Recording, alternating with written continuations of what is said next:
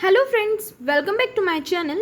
So today in this video we will learn about the eukaryotic cells. So friends, कुछ दिनों पहले ही मैंने prokaryotic cells की भी वीडियो अपलोड की थी.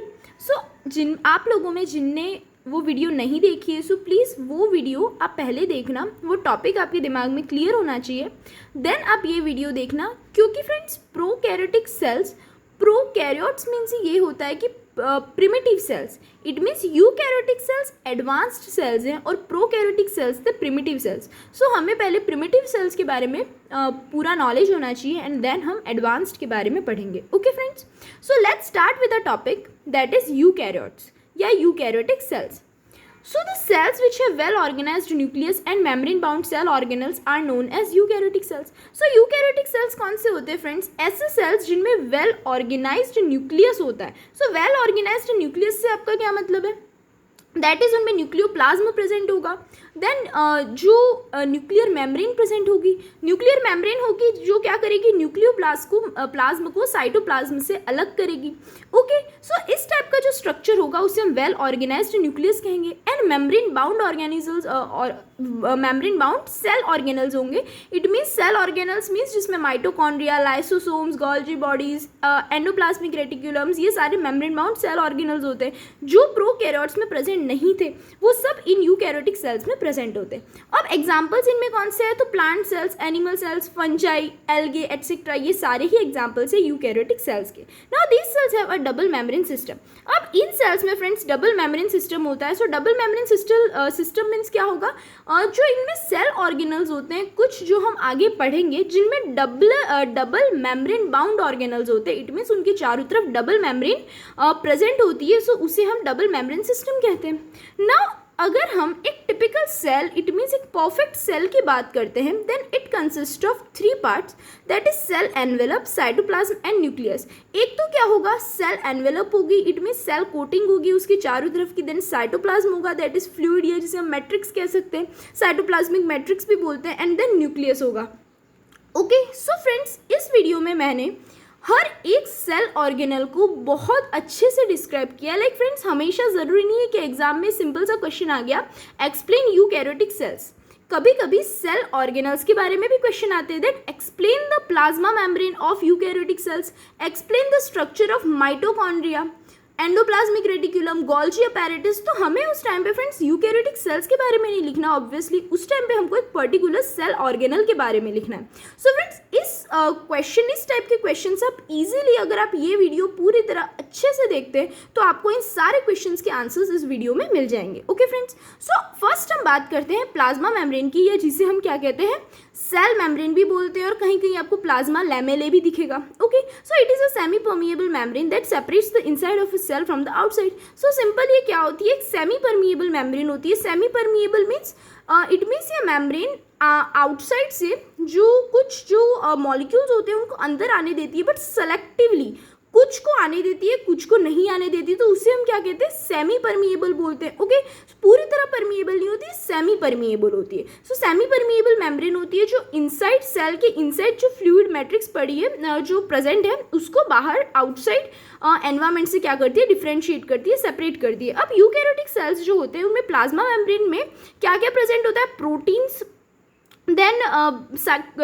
Carbohydrates and 2 layers of phospholipids. It means अगर फ्रेंड्स आपसे कोई पूछता है कि प्लाज्मा मेम्ब्रेन किससे बनी हुई है यूकैरियोटिक सेल्स में, देन आप क्या बोलोगे? तो प्लाज्मा मेम्ब्रेन जो होती है वो प्रोटीन, कार्बोहाइड्रेट्स और फॉस्फोलिपिड की 2 layers होती है, 2 layers से बनी हुई होती है. क्या? Plasma membrane of the eukaryotic cells. अब प्लाज्मा मेम्ब्रेन के फ्रेंड्स फंक्शन क्या होते हैं? सो इट इज सेलेक्टिवली परमिएबल, जैसे मैंने बताया. सेमी परमिएबल मीन्स कुछ को आने देगी, कुछ मॉलिक्यूल्स को नहीं आने देगी. सो इट मीन्स सेलेक्टिवली चीज़ों को ही आने देती है. It allows only selected substances to pass through it. Okay, it means selected substances होंगे जिनको वो अपने पार जाने देती है. Then next is it protects the cell from shock and injuries. अब ये सेल को नेक्स्ट इसका फंक्शन क्या होता है फ्रेंड्स कि मैकेनिकल इंजरीज होती है बाहर की, शॉक और इंजरीज से प्रोटेक्ट करती है। Then it is also responsible for secretion, cell growth and division. ये सिक्रीशंस जो होते हैं सेल में, देन सेल ग्रोथ और सेल डिविजन, इन सब में हेल्प करती है क्या, plasma membrane. Then it allows transport in molecules across the membrane. This transport can be two types, active transport और पैसिव ट्रांसपोर्ट। अब क्या होता है फ्रेंड्स कि ये ट्रांसपोर्टेशन भी करती है मॉलिक्यूल्स का, ओके, मेम्ब्रेन के अक्रॉस। वही हमने जो फर्स्ट पॉइंट पढ़ा, सेलेक्टिवली कैसी होती है, सेलेक्टिवली परमिएबल मेम्ब्रेन होती है। इट मीन्स ट्रांसपोर्ट जो होता है मॉलिक्यूल्स का वो होगा एक जगह से दूसरी जगह पे, एक सेल से दूसरी जगह।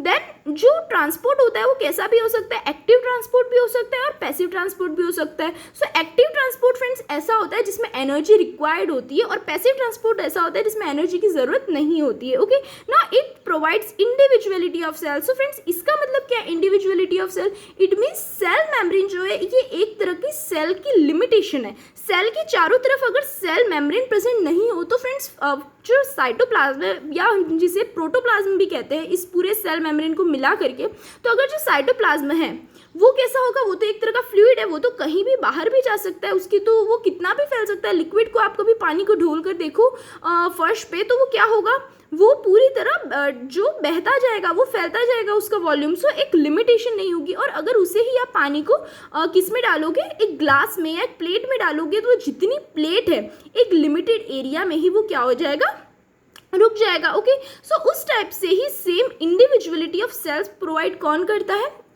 प्लाज्मा मेम्ब्रेन या सेल मेम्ब्रेन। देन नेक्स्ट आती है फ्रेंड्स सेल वॉल। अब सेल वॉल जो है वो सब में प्रेजेंट नहीं होती है, सेल वॉल एनिमल सेल्स में प्रेजेंट नहीं होती है, ओनली प्लांट सेल्स में या फिर फंजाई के सेल्स में प्रेजेंट होती है। ये नॉन लिविंग होती है, रिजिड स्ट्रक्चर होता है, रफ स्ट्रक्चर, और outside the plasma membrane, plasma membrane के बाहर सिचुएटेड होती है, और प्लांट सेल्स और फंजाई में ही होती है। एनिमल सेल्स में फ्रेंड्स सेल वॉल एब्सेंट होती है, it is absent in animal cells. Then it is made up of, अब ये किससे बनी होती है cell wall, so mostly mainly cellulose की बनी होती है, hemicellulose, it means partially cellulose. Then proteins होते हैं, then pectin in plants. So plants की अगर हम सेल वॉल की बात करें तो ये इसके क्या है कंसिस्टेंट्स है, that cellulose, hemicellulose, proteins and pectin. और जो फंजाई होती है फ्रेंड्स उसमें जो सेल वॉल होती है वो किससे बनी होती है, so glucose, galactans, mannans and calcium carbonate. Okay, ये इसके कंस्टिट्यूएंट्स है फंजाई के सेल वॉल के। Then the cell wall is divided into following 3 layers. अब जो सेल वॉल है वो हमने फ्रेंड्स 3 लेयर्स में डिवाइडेड की है। फर्स्ट जो है वो है मिडिल लैमेला।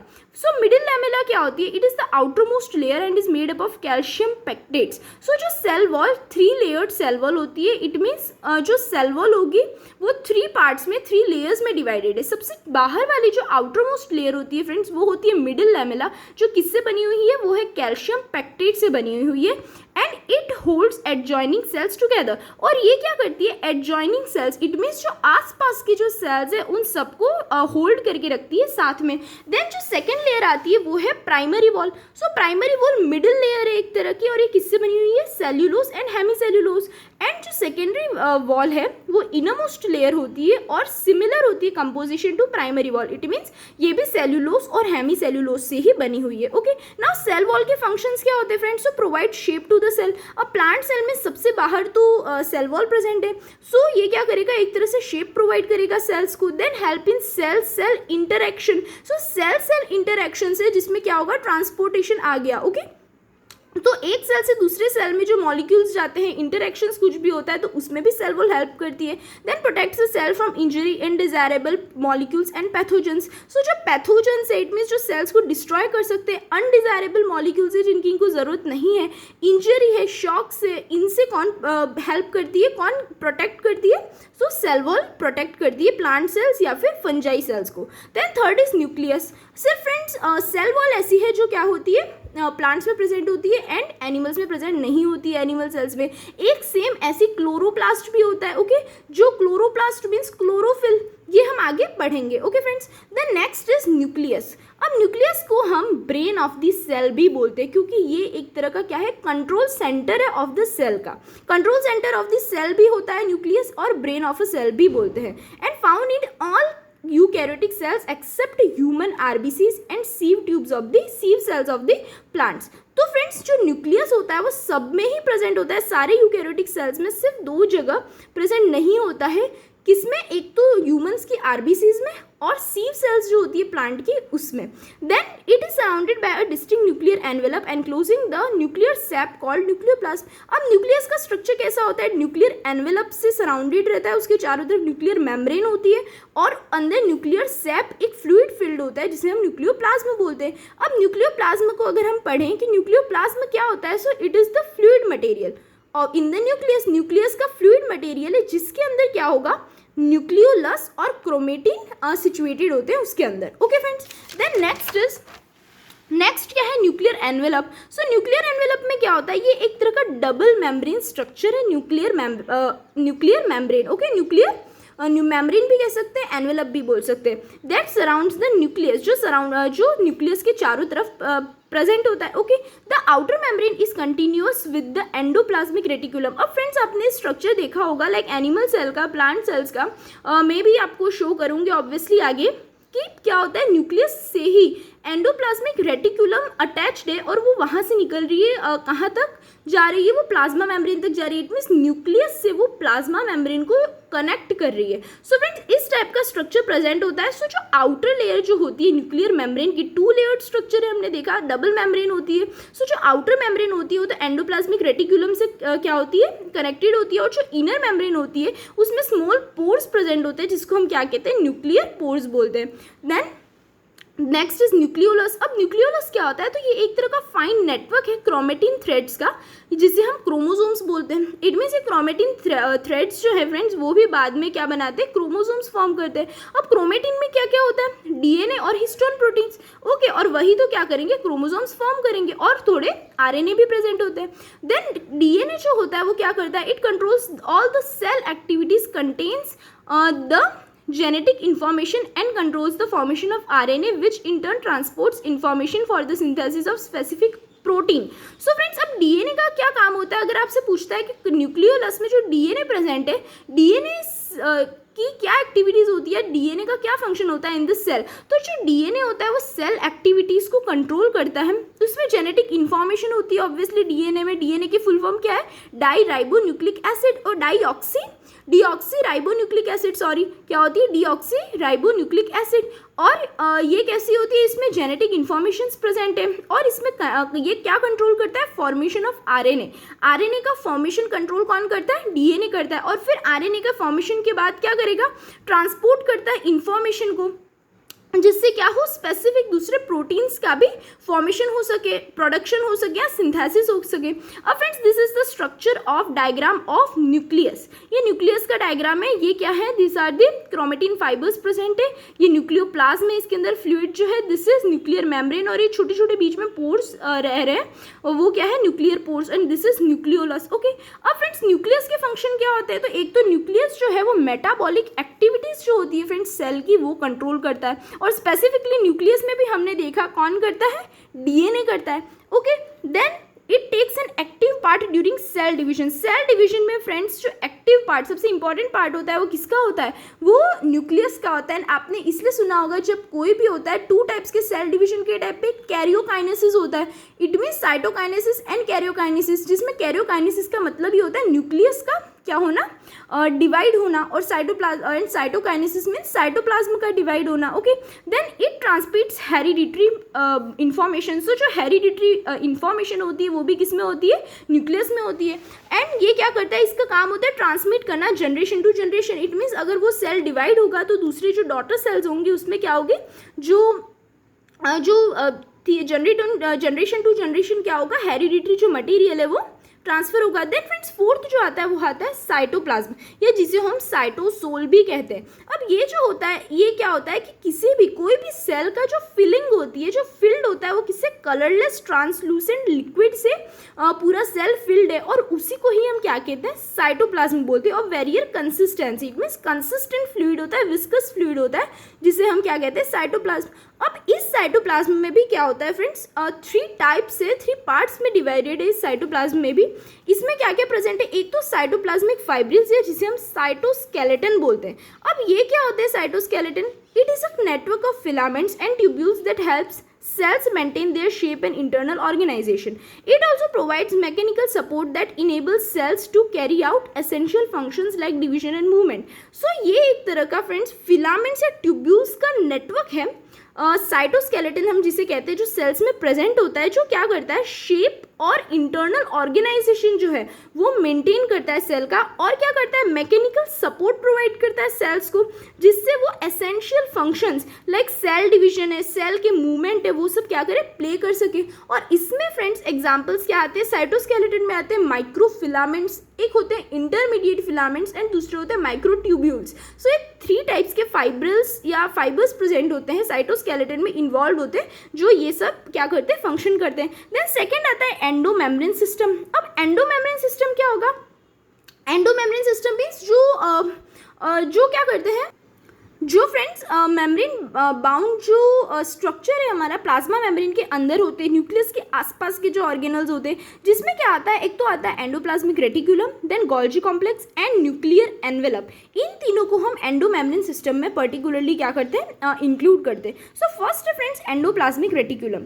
अब एंडोप्लाज्मिक रेटिकुलम क्या होती है, so it consist of interconnected channels of vesicles and tubules in the cytoplasm. So cytoplasm में इंटरकनेक्टेड चैनल्स होते हैं, आपने सेल्स में देखा होगा एंडोप्लाज्मिक रेटिकुलम, हम बाद में देखेंगे डायग्राम, जिसमें क्या होता है, वेसिकल्स और ट्यूब्यूल्स का स्ट्रक्चर होता है साइटोप्लाज्म में, इंटरकनेक्टेड स्ट्रक्चर होता है, उसे ही हम क्या कहते हैं, ईआर कहते हैं या एंडोप्लाज्मिक रेटिकुलम कहते हैं.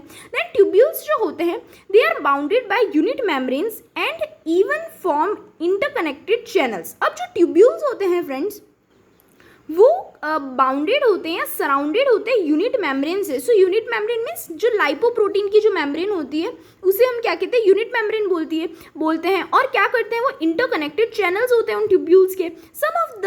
some of them are connected with the both membranes forming a direct passage from outside to the nuclear material. Some of them are connected with nuclear membrane with some with plasma membrane. अब friends हमने कुछ जो endoplasmic reticulum के structure देखे होंगे, वो कैसे देखे होंगे, कुछ तो सिर्फ न्यूक्लियस से ही कनेक्टेड है, उसके चारों तरफ है.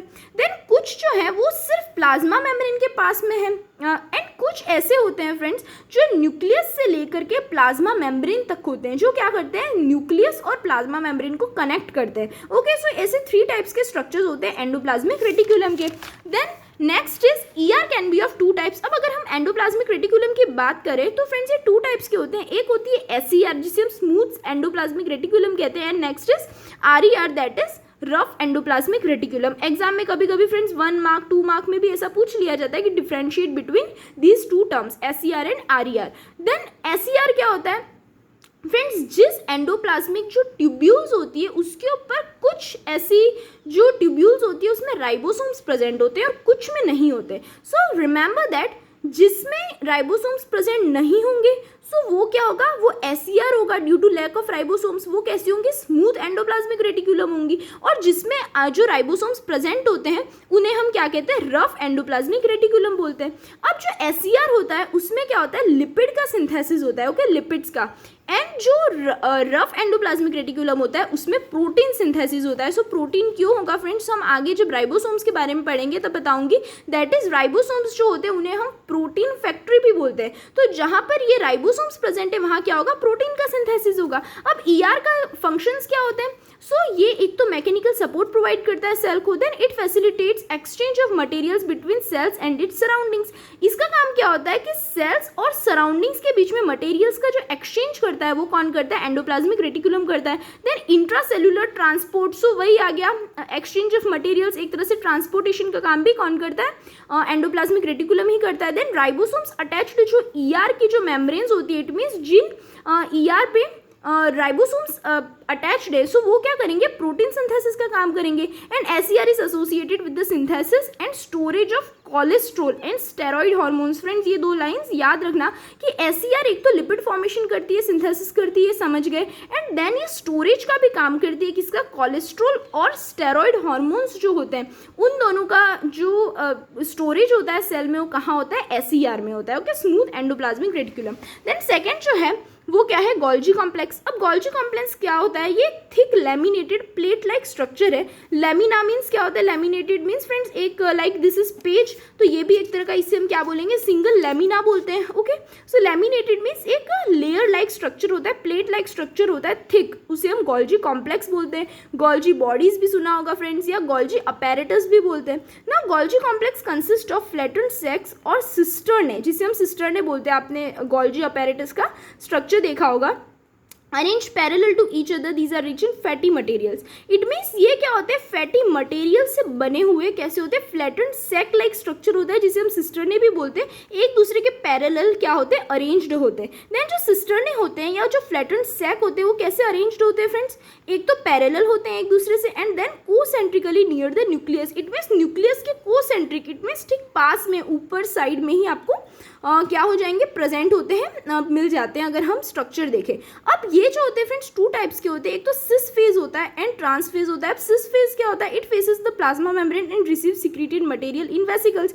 इट मीन्स जो फेस जो है गोल्जी अपैरेटस का, वो अगर प्लाज्मा मेम्ब्रेन की तरफ है तो वो क्या करेगा, सिक्रेटेड मटेरियल्स जो होते हैं, जो प्लाज्मा मेम्ब्रेन सिक्रीशन का काम करती है, उसको रिसीव करता है वेसिकल्स में। उसके अंदर जो वेसिकल्स जो है, सैक है, फ्लैटेंड सैक जो हमने बोला है, उसके अंदर क्या करेगा, वो रिसीव करेगा। और ट्रांसफेस जो होता है तो उसमें क्या होगा, जो गोल्जी बॉडीज जो होती है उनका फेस किस तरफ होता है, न्यूक्लियस की तरफ होता है, और वो क्या करता है कि जो releases the received material into the cell. It means जो न्यूक्लियस से जो भी सिक्रीशंस हो रहे हैं उसको रिसीव करेगा एंड देन रिलीज करता है जितने भी रिसीव्ड मटेरियल्स हैं उनको सेल्स में। अब इनका फंक्शन क्या होता है, तो फ्रेंड्स आधे तो फंक्शंस हमने इन पॉइंट्स में पढ़ लिए, बट फिर से हम देख लेते हैं। तो एक तो फंक्शन होता है इंपॉर्टेंट फ्रेंड्स, याद रखना। दूसरे जो सेल ऑर्गेनल्स है, एक हमने सुना है लाइसोसोम्स एंड दूसरे परऑक्सीसोम्स, इन दोनों का जो फॉर्मेशन होता है वो गोल्जी कॉम्प्लेक्स ही करते हैं। Okay, then it is associated in the cell secretions. तो अभी हमने पढ़ा trans phase, cis phase. So cell secretion में भी कौन हेल्प करता है, गोल्जी कॉम्प्लेक्स करते हैं। देन ये हेल्प करते हैं in processing and packaging of products which pass through ER. ER से जो प्रोडक्ट्स जा रहे हैं, ईआर का भी हमने फ्रेंड्स पढ़ा कि ये क्या करते हैं, ट्रांसपोर्टेशन का काम कर रहे हैं। तो जो ट्रांसपोर्टेशन करता है ईआर, उसमें जो प्रोडक्ट्स होते हैं जो वो रिलीज करते हैं, उसके प्रोसेसिंग पैकेजिंग का काम कौन करते हैं, गोल्जी कॉम्प्लेक्स या गोल्जी बॉडीज करती है। देन नेक्स्ट आता है friends third, membrane bound organelles. अभी हमने एंडोमेम्ब्रेन सिस्टम पढ़ा था, अब ये है membrane bound organelles. It means इनमें आते हैं लाइसोसोम्स, परऑक्सीसोम्स, माइटोकॉन्ड्रिया, प्लास्टिड्स और वैक्यूल्स। ये सारे सेल ऑर्गेनल्स किसमें इंक्लूडेड है, मेम्ब्रेन बाउंड ऑर्गेनल्स में इंक्लूडेड है, जिसमें फर्स्ट है लाइसोसोम्स। अब लाइसोसोम्स क्या होते हैं, स्फेरिकल वेसिकल्स लाइक स्ट्रक्चर होता है जिसके अंदर हाइड्रोलाइटिक एंजाइम्स फिल्ड होता है। सो हाइड्रोलाइटिक एंजाइम का मतलब ये होता है फ्रेंड्स, किसी को ईट करने वाले जो एंजाइम होते हैं उन्हें हम क्या कहते हैं, हाइड्रोलाइटिक एंजाइम होते हैं। और ये सिंगल मेम्ब्रेन बाउंड ऑर्गेनल्स है। ओके फ्रेंड्स, कोई भी पूछ सकता है, कुछ ऑर्गेनल्स ऐसे होते हैं जो डबल मेम्ब्रेन बाउंड होते हैं और कुछ ऐसे होते हैं जो सिंगल मेम्ब्रेन बाउंड होते हैं। तो हमें पता होना चाहिए कि कौन सिंगल बाउंडेड है और कौन डबल बाउंडेड है। सो जो लाइसोसोम्स होते हैं वो सिंगल मेम्ब्रेन बाउंड ऑर्गेनल्स होते हैं, और इनका जो फंक्शंस क्या होता है, due to the presence of hydrolytic enzymes, इनमें हाइड्रोलाइटिक एंजाइम्स प्रेजेंट होते हैं। तो उससे क्या होता है, जो लाइसोसोम्स किसमें हेल्प करते हैं, digestion of engulfed bacteria and cellular debris.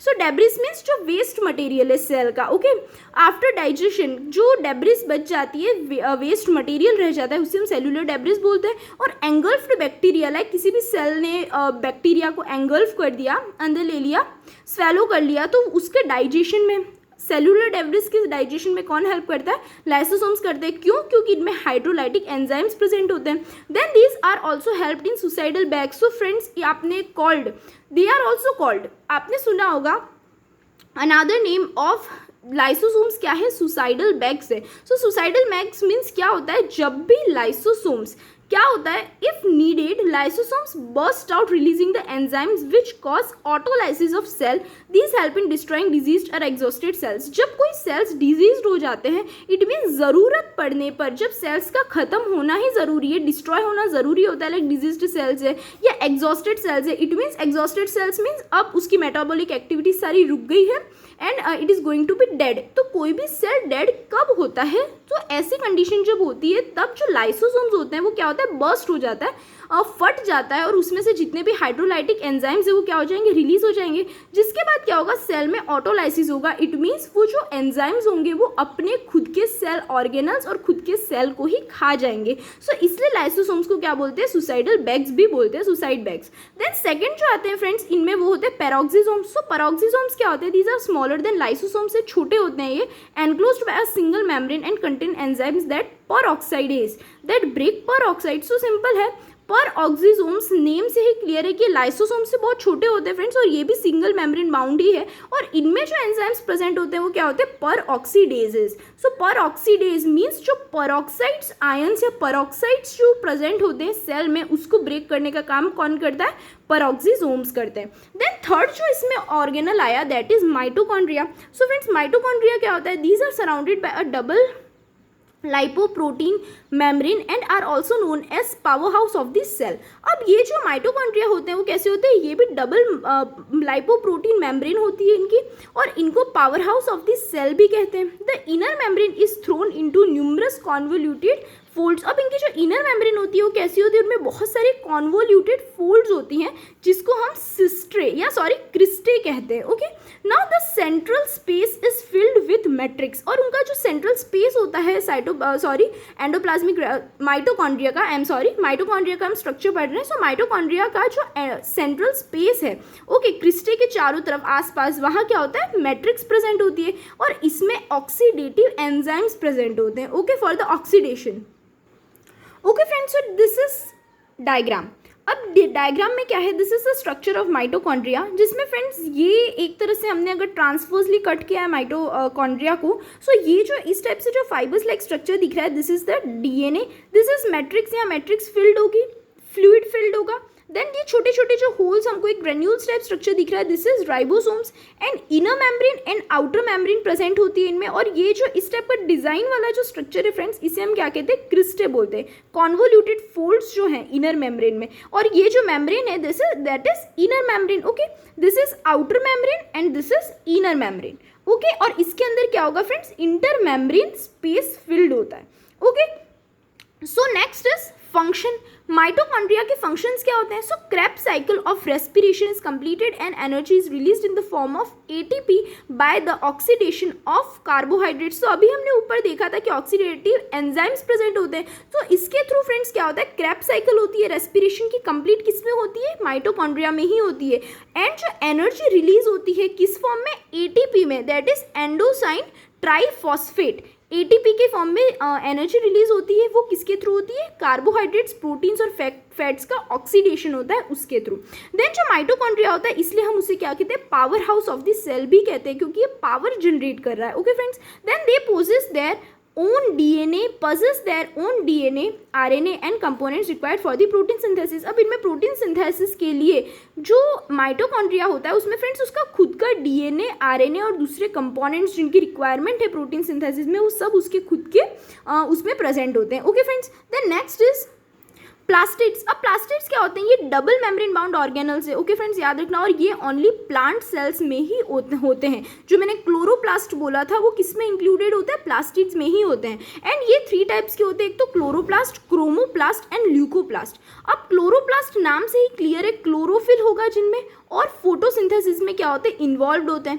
Chromoplast friends क्या होते हैं, पिगमेंटेड जो सेल्स होते हैं, पिगमेंट्स जिनमें पिगमेंट्स कंटेनिंग सेल्स जो होते हैं उन्हें हम क्रोमोप्लास्ट बोलते हैं, जैसे कि कैरोटीन, एक्जेंथोफिल एटसेट्रा, ऐसे सारे पिगमेंट्स हैं।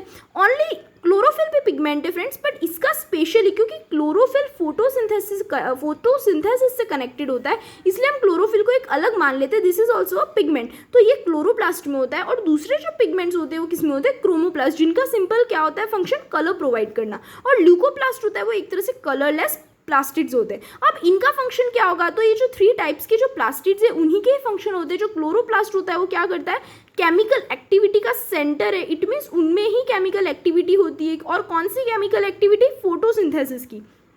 दैट इज जो क्लोरोप्लास्ट है वो सिंथेसिस करता है कार्बोहाइड्रेट्स, दैट इज ग्लूकोज। अगर आपने रेस्पिरेशन सॉरी फोटोसिंथेसिस की क्या पढ़ी हो फ्रेंड्स, जो आपने रिएक्शन देखी होगी जिसमें H2O प्लस CO2 हम करते हैं gives glucose, that is C6H12O6 carbohydrates ही तो वो रिलीज करते हैं। सो जो फोटोसिंथेसिस में जो कार्बोहाइड्रेट्स का सिंथेसिस होता है वो क्लोरोप्लास्ट में ही होता है। देन ल्यूकोप्लास्ट जो होते हैं वो क्या करते हैं, स्टोर करते हैं सिंथेसाइज्ड फूड। ये याद रखना फ्रेंड्स, जो सिंथेसाइज जो करते हैं कार्बोहाइड्रेट से, जिससे हम अमाइलोप्लास्ट बोलते हैं। ओके, एंड फैट्स और ऑयल्स का जो स्टोरेज होता है उसे हम क्या बोलते हैं, एलियोप्लास्ट बोलते हैं। और जो प्रोटीन्स का स्टोरेज होता है उससे हम क्या कहते हैं, एल्यूरोप्लास्ट बोलते हैं। इट मीन्स जो ल्यूकोप्लास्ट है वो क्या करते हैं, स्टोरेज का फंक्शन करते हैं। देन फ्रेंड्स वैक्यूल्स आते हैं। तो वैक्यूल्स क्या होते हैं, ये एक तरह के हॉलो स्पेसेस है इन साइटोप्लाज्म। साइटोप्लाज्म में जो खाली स्पेस होते हैं उसे हम क्या कहते हैं, वैक्यूल्स बोलते हैं। और ये नॉर्मल वाटर और कुछ सॉल्यूबल सब्सटेंस से ही फिल्ड होते हैं।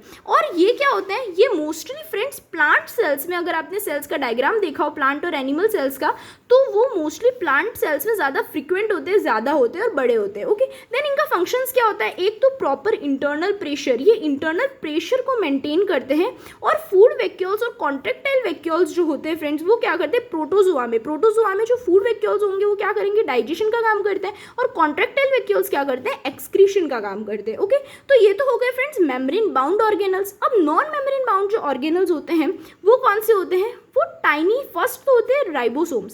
सो राइबोसोम्स क्या होते हैं फ्रेंड्स, टाइनी ग्रेन्यूल्स होते हैं जो या तो फ्रीली साइटोप्लाज्म में प्रेजेंट है या फिर एंडोप्लाज्मिक रेटिकुलम से अटैच्ड होते हैं। जिसे हमने पढ़ा था कि जिस एंडोप्लाज्मिक रेटिकुलम पर जहाँ वो प्रेजेंट हो गए उसे हम क्या कहते हैं, RER कहते हैं, that is rough endoplasmic reticulum.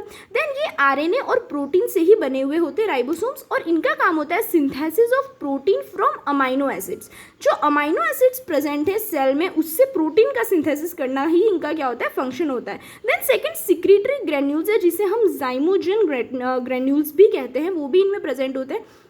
ये एक तरह के प्रिलिमिनरी स्टेजेस है in the production of enzymes and secretions. जो एंजाइम्स और सिक्रीशंस का फॉर्मेशन होता है सेल के अंदर, उसके प्रिलिमिनरी स्टेजेस मीन्स जो प्रिमिटिव स्टेजेस स्टार्टिंग जो होती है, ओके, इनिशिएटिव्स जो है वो क्या होते हैं, सिक्रीटरी ग्रेन्यूल्स या जाइमोजन ग्रेन्यूल्स होते हैं। देन थर्ड जो होता है फ्रेंड्स वो होते हैं अर्गेस्टिक सब्सटेंसेस। सो अर्गेस्टिक सब्सटेंसेस क्या होते हैं, ये एक तरह के इन सब्सटेंसेस को फ्रेंड्स हम मेटाप्लाज्म भी बोलते हैं।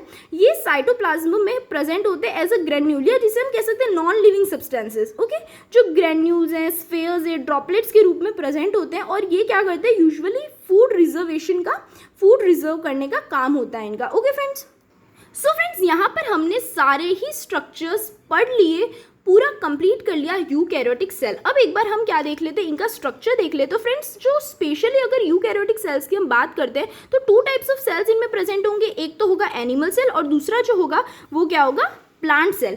तो एनिमल सेल अगर हम देखें तो फ्रेंड्स इस टाइप का स्ट्रक्चर होता है इसमें, दैट इज जो बीच में आपको दिख रहा है वो क्या है, दिस इज न्यूक्लियस, और ये छोटा सा जो दिख रहा है दिस इज न्यूक्लियोलस। ओके, ये साइटोप्लाज्म में सिचुएटेड है, दिस इज सेल मेम्ब्रेन। इनमें सेल वॉल प्रेजेंट नहीं होती, ओनली प्लांट सेल में होती है। देन इस टाइप का जो स्ट्रक्चर है friends, this is flatten sac like structure, उसे वो क्या कहते हैं, हम गोल्जी कॉम्प्लेक्स बोलते हैं। देन दीज आर लाइसोसोम्स जिसे हम सुसाइडल बैग्स भी बोलते हैं।